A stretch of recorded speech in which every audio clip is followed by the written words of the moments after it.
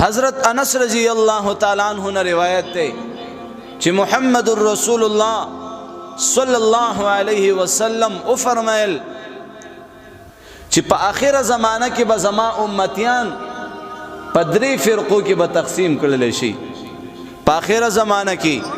زما امتیان پا دری فرقو کی با تقسیمی گی. دری فرقو والا زما محترم و عبادت کون کی بوی. اولنی فرقه با هغوی اغا با عبادت کی پا اغا عبادت باندی با دخلقو نخوراک کی. دویمه فرقه با هغوی ابا عبادت کی پا دی عبادت باندی با خلقو تبزان خی. درم فرقه با اغوی اغا با عبادت کی خالص مخلص با دا اللہ دا رضا دا پارا کی. دا دری فرقی با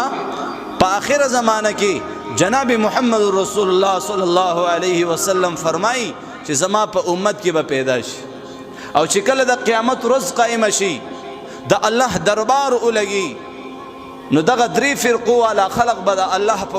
حضور کی پیش کرلے شی. اللہ بتینا تپوس کی اولنی فرقی والا نا زما دی پخپل عزت قسم وی زما دی پخپل جلال قسم وی چی اس وایا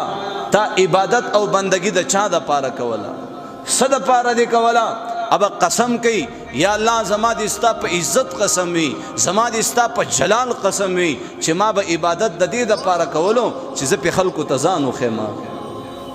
اللہ پاک با فرمائی خضوه فغلو ثم الجحیم صلو وین سی او جہنم کی پڑ مخی ورو ورزو.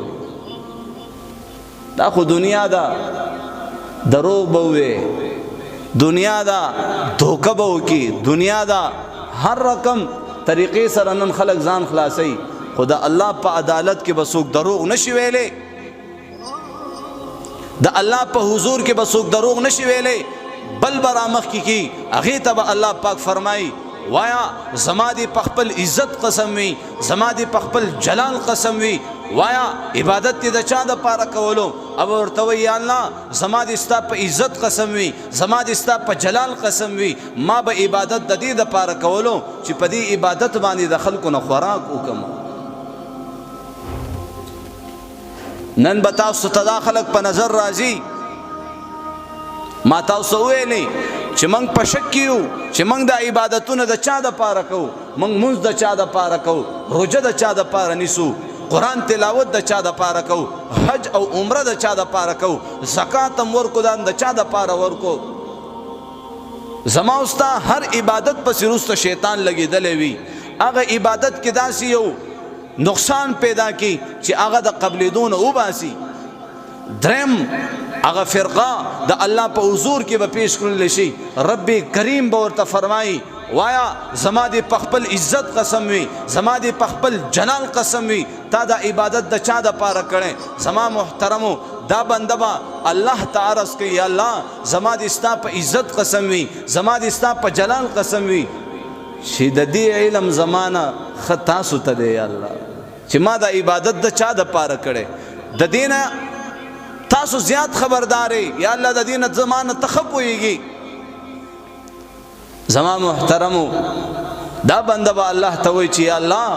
ما خو عبادت ستا دا یاد دا پارا کرو چی زپی خپل رب یاد کما نہ دنیا سے نہ دولت سے نہ گھر آباد کرنے سے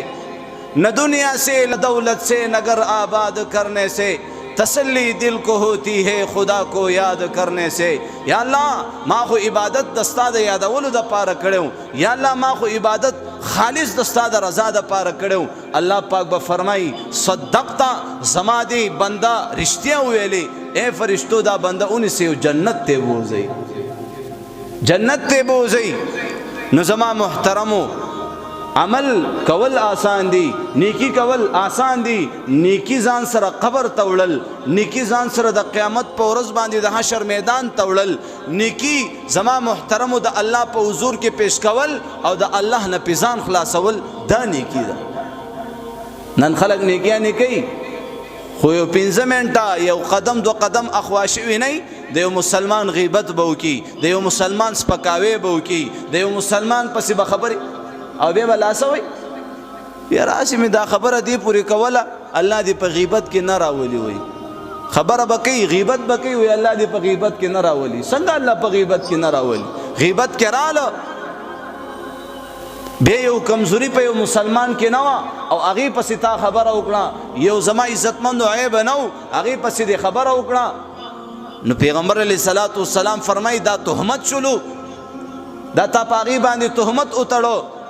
او د دې تهمت خپلې کوړې دي د شریعت زما عزتمندو قانون الله پاک راولي په پاکستان کې بیا چا پچا باندې تهمت ولګولو چا غلا وکړه چا زنا وکړه به را میدان تک به وګورئ برسر عام دغه سړی پانسی کړلی شي لواطت یې وکړو زنا یې وکړه ناپتول کې کمې وکړو غلا یې وکړه